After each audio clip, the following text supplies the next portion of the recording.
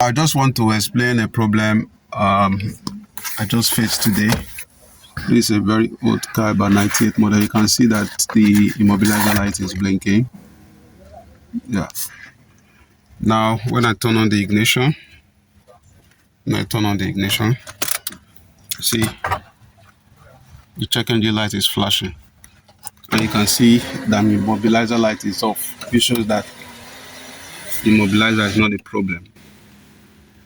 Now we have taken out the ECM, and everything looks fine. There's no corrosion. Now, in this case like this, you can know that this is an ECM problem. It has nothing to do with security.